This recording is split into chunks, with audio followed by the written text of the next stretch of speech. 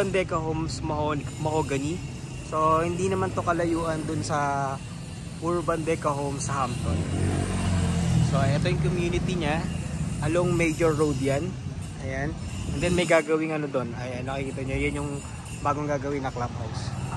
So tara, titingin tayo ng open units dito. So tara, let's go.